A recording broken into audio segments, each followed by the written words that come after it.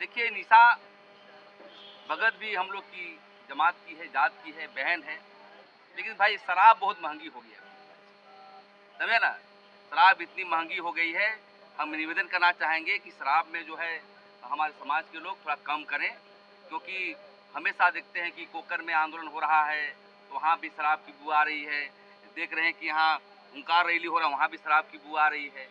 तो मैं यही कहना चाहता हूँ नौजवानों और जो हमारे अब हम अधेड़ ही हो गए समझिए, ये जो गैप है इसको हम लोग पाटने का काम करेंगे। मैदान खाली है, आप राजनीति करें। यहाँ पर विशुनपुर शिबू सोरेन भी राजनीति किया है, यहाँ पर हेमंत सोरेन भी कर रहे हैं। आदिवासी राजनीति करना है तो मूल्यों की राजनीति करें। ये विभाजनकारी शक्ति को जो आप ला रहे हैं कि मैं ही हूँ, मैं ही रहूँगा, मैं ही दिखाऊँगा, ये आदिवासी समाज नहीं सहेगी, क्योंकि हम लोग का परंपराएं हैं एक खटिया, एक पटिया में बैठ कर के, एक अखड़ा में बैठ कर के समाधान करना। इस पर जो है हम लोग को आगे बढ़ने की आवश्यकता है। और जिस प्रकार से इन्होंने कहा, अब सबूत से बात करेंगे हम लोग। जमीन दलाल बोलोगे तो साबित करना होगा, नहीं तो घर चढ़ेंगे। और ये देखिए चर्च में कैसे पैसा लिया है ये लोग बनाने के लिए, पूरा लिखा हुआ फूलचंद की ने लेन देन किया पैसे। मेरा रिपोर्ट विशेष शाखा का रिपोर्ट है।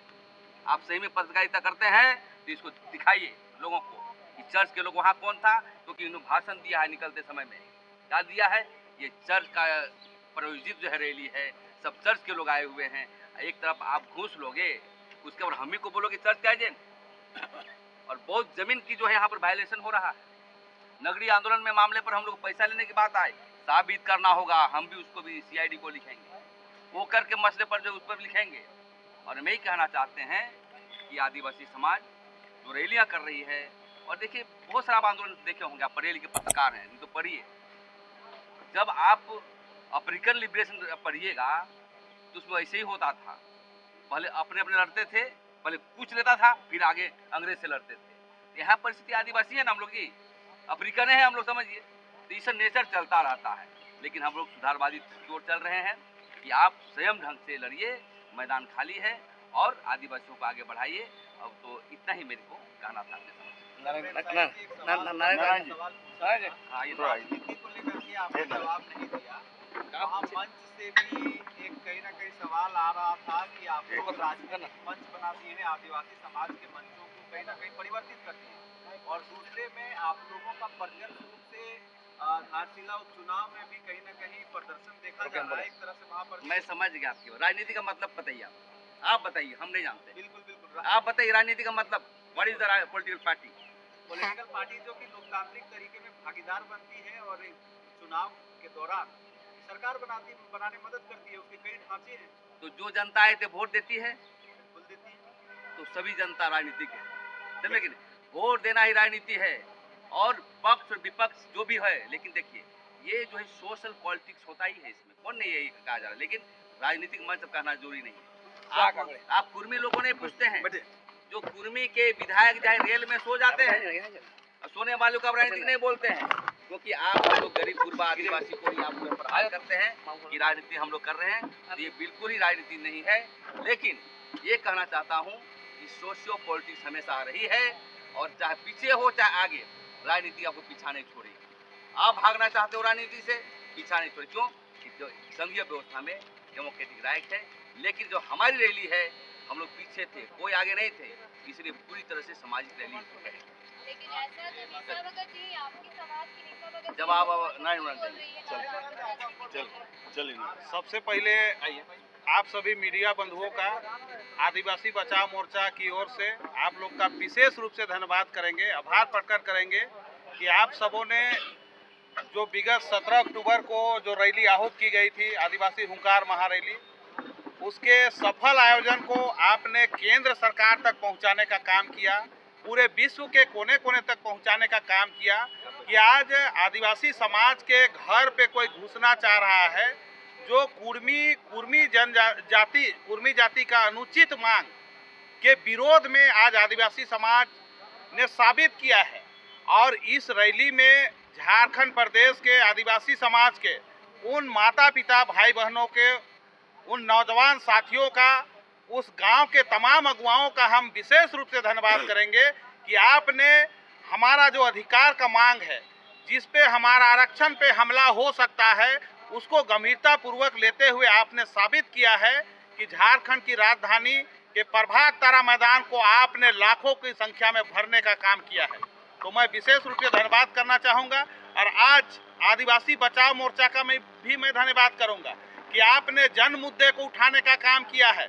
और आदिवासी बचाओ मोर्चा में सिर्फ एक संगठन के लोग नहीं हैं, करीबन 25 से 30 संगठन के लोग यहाँ मौजूद हैं, जिनकी अगुवाई में हम अपनी संवैधानिक लड़ाई को आज हम लड़ रहे हैं। तो आज आपको बताना चाहेंगे कि आज जो भी वो रेल टेका करे, चाहे डहर टेका करे, हम उसके भी विरोधी नहीं हैं। आप भी इसी राज के हैं, लेकिन जो हमारा जो संवैधानिक अधिकार है, हमें जो अनुसूचित जनजाति का दर्जा शुरू से प्राप्त है, जो आज ये बात मैं नहीं बोलता हूँ, ये सुप्रीम कोर्ट ने भी कहा है कि इस देश का पहला नागरिक, इस देश का मूल निवासी आदिवासी है। आप इस पे हमला नहीं कर सकते, इसकी कटाक्ष नहीं कर सकते, क्योंकि आज के समय में जो राजनीतिक जो हो रहा है, तो आज आदिवासी समाज महसूस कर रहा है कि राजनीति में कुछ भी चीज असंभव नहीं है। लेकिन मैं बताना चाहूँगा, जो तथ्य हैं, जो तार्किक बातें हैं, उनके अनुसार कभी भी कुर्मी जाति को अनुसूचित जनजाति का दर्जा नहीं मिल सकता है। लेकिन हम लोग वो अंदेशा है, इसलिए केंद्र सरकार को हम लोग बताने के लिए, अपनी मांग को रखने के लिए कि आप इस मांग पे राजनीतिकरण ना करें। अन्यथा जिस तरह से आज देखें कई राज्यों में वहाँ आदिवासियों को जो वहाँ मारने का, काटने का छल किया जा रहा है, और कई लोग इसका अंदेशा जता रहे हैं। लेकिन आदिवासी समाज सभ्य समाज है। आज इसकी जो बात प्रभात तारा मैदान में आदिवासियों ने प्रूव किया है कि बगैर प्रशासन के आज संयमित तरीके से उस भीड़ में लाखों की संख्या वहां उपस्थित रही, और कोई भी ये बात नहीं बताया, ये बात कोई नहीं बोला कि महिलाओं का चैन छीना गया, किसी का पर्स मरा गया, किसी का अंगूठा लूट गया, किसी का पायल, ये बात नहीं मिला। तो आज सही मायने में आदिवासी समाज सबका मान सम्मान करता है। और इस देश में क्या, और इस राज्य में जितने भी धर्म के मानने वाले लोग हैं, जितने भी जाति के लोग हैं, सबका आदर सम्मान करता है। हम लोग एक साथ सामंजस्य बना के, कंधे से कंधे मिलाकर आपसी भाईचारा के साथ चलने वाले समाज के लोग हैं। आज उसको प्रूव किए हैं। लेकिन बात है, यहाँ जब भी मेरी अस्मिता पे हमला होगी, लोग अगर हमारे घर पे घुसना चाहेंगे तो हम लोग घर पे नहीं घुसेंगे। और आदिवासी बचाओ मोर्चा ये तय किया है कि आज अगर झारखंड से नहीं बना बात, तो केंद्र तक हम लोग, दिल्ली में भी धरना देना होगा तो दिल्ली में धरना देंगे। महामहिम राष्ट्रपति महोदय को हम लोग अवगत कराएंगे कि इस तरह से कुर्मी जाति के लोग हमारे घर में घुस के हमारा आरक्षण छीनना चाहते हैं, हमारे बाल बच्चों का भविष्य को बिगाड़ना चाहते हैं, तो ये हम होने नहीं देंगे। इसको आप गंभीरता पूर्वक लेके पूरे देश के आदिवासियों का अस्मिता को बचाने की काम करें। एक सवाल रहेगा, अभी सोसाइटी ने कहा कि वो लोग राजनीतिक, आप लोग तो ये बोलते हैं कि कुर्मी समाज राजनीति कर रहा है, तो आप ही के समाज की मीसा भगत जी भी तो बोल रही है कि आप लोग राजनीति की रोटी सेक रहे हैं। देखिए, एक बात है जो सबको जानना चाहिए, कोई भी देश हो, विश्व का कोई भी देश हो, बिना पॉलिटिक्स के, बिना राजनीति का देश नहीं चलता है। आज़ाद भारत में आज जब आज़ादी के बाद में संविधान बना, जब यहाँ सरकारें बनती है तो वो राजनीति के तहत ही बनता है, और हम लोग एक राजनीति का हिस्सा है। मैं मानता हूँ कि मैं कोई पॉलिटिकल पार्टी में नहीं हूँ, लेकिन इसका मतलब ये नहीं है कि हम राजनीति का सपोर्टर नहीं है। हम सपोर्ट करते हैं, और हम सभी जनता जो है वो चाहते हैं कि जब भी चुनाव हो तो एक अच्छी सरकार जीत के आए, और जो राज्य का भला करे, यहाँ के लोगों का भला करे। इसलिए ये बात कोई ब्लेम डालते हैं तो उनको भी समझना होगा कि हम गलत चीज़ को ब्लेम डाल रहे हैं, वो अपना बात को उनको वापस लेना होगा।